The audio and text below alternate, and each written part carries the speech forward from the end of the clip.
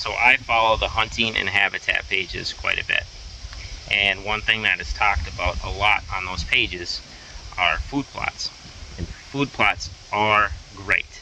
I mean, they're talked about for good reason, because they are a powerful tool to add to your hunting parcel.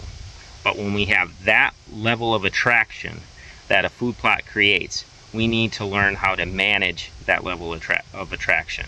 And here's one thing that I don't see talked about enough, but I want to talk about today, and it's a big component of how we manage that level of attraction so that we don't burn out our food plots. And that thing I want to talk about today that I think is a huge component of food plots is screening.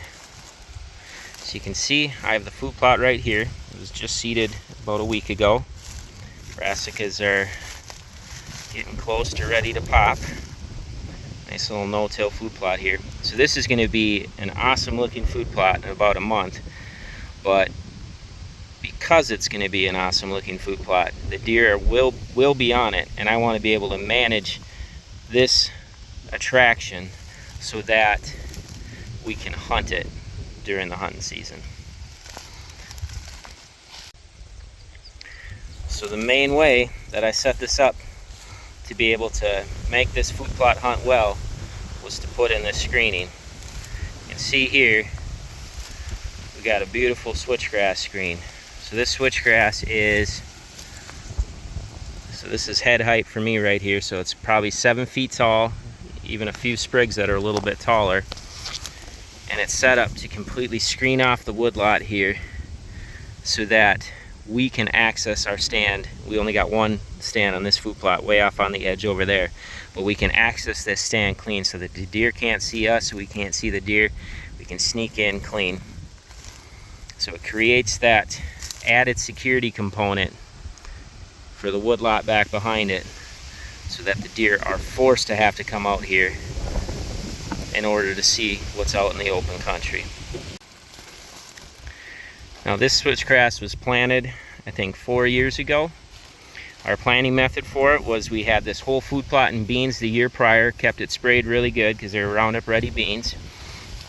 And we came in the following year and frost seeded right around the edge. And you can see we got a great stand of switchgrass that is completely screening off the woodlot behind it.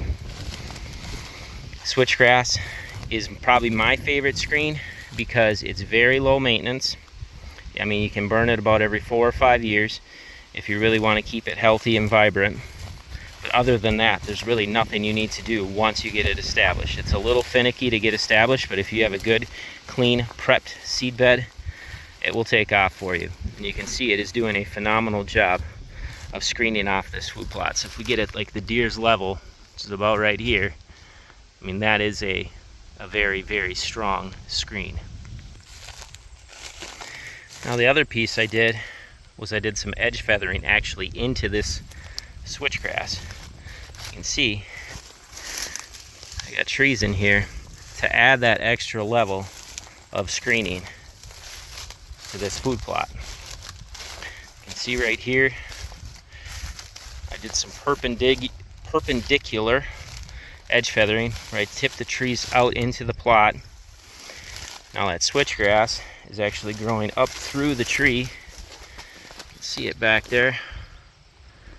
It's growing up through the tree, so the tree is actually going to hold the switchgrass up and prop it up, because the switch will fall normally in Minnesota sometime in December. We'll get a heavy enough snow that will tip the switchgrass over, but the tree will help prop it up. So here's one that I must have just flush cut out, but for the next 4 or 5 years, while this tree's starting to break down, it's going to prop up the switchgrass that's growing in it. This is just some perpendicular edge feathering that I did out into this plot. And of course, as a bonus, when we do this kind of edge feathering, we also feed the deer. So you can see there's some browse. In the winter, they absolutely hammer this.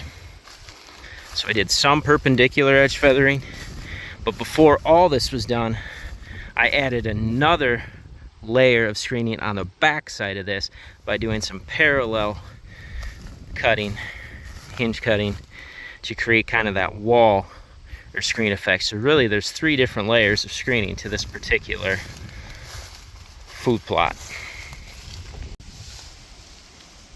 All right, here's that 3rd layer. So these trees were hinge cut, so they were cut 2/3 of the way through and tipped over parallel to the food plot. Look at the wall of cover that they created. So there is no way a deer can see out through that, but just to double down on the screening, you get to a deer's level, and here's the switchgrass screen right behind it. You can see the side-by-side on the other side barely poking through the top there. I get to the deer's level, they're not even seeing that. So there are 3 levels of screening to this particular food plot. Now if I wanted to add even one more level, I could come through and throw some spruce on the backside of this between my parallel cut and my switchgrass, and I mean it would be a screen that would last indefinitely. I mean, as it sits right now, there's going to be very little maintenance to it. It's going to last for many years, but I could throw some spruce in here. I'd have to kill out this cool season grass that's growing between the 2 screens. I could throw spruce in here and add even another level of screening to it. So this is a pretty phenomenal food plot screen. Got one little jump out right there. See, here's a spot where I just tipped a dead tree out into the plot. Look at that, all the way down there. Parallel cuts, creating that extra level of screening. So this is the inside of the woods. So this is a bedding area that butts right up next to that food plot. And it's a very good bedding area, but let's look at what the deer see when they're in here. So the food's out that way. You can see I got hinged trees all over the place going like this. Deer's right here. They are not seeing us out there. They could still hear us, they could still smell us, but if we're smart about our access and playing the wind, they are gonna have no clue that we're out there. So they are completely screened off to the food. If they want to know what's out there, they're either going to have to play the wind and scent check it, or they're going to have to leave the bedding to go check it out. So we don't only set up screening because we want to screen ourselves off from the deer, but we also want to screen the deer off from each other. We want to force that buck out of the bedding. There's the bed. We want to force that buck out of the bedding. And as long as he's not able to check the plot because he's playing the wind, if the wind's right for us, he'll have to actually go out there and see if there's any does out there to check if they're ready. So this is a good way to screen the deer from each other as well as screen us off from the deer. So right here, these are pretty much all perpendicular cuts. You can see the plot out this direction. Corn looks pathetic because it's been super dry this summer. Praying for rain. Kind of looks like maybe there's some rain building, but we seem to miss it every time it blows up. Anyway, we got perpendicular cuts right on this edge. I actually did perpendicular cuts all the way out into this this CRP to kind of screen off the CRP from what is the bedding. But look at how wonderfully thick this is. So even the perpendicular cuts create that wall that we're looking for when it comes to bedding. And as a bonus, by cutting these trees, we also open up the edge to some cool natives. Got some chokecherry right there. Lots of sunlight in this edge, so we're getting other growth coming. You can see it is a beautiful wall. I'll get back behind it here, and again, you can't see out. All it took was a little elbow grease with the old chainsaw. Looking fantastic. So as you plant your food plots, don't overlook screening. Screening is just as important as the food plot itself.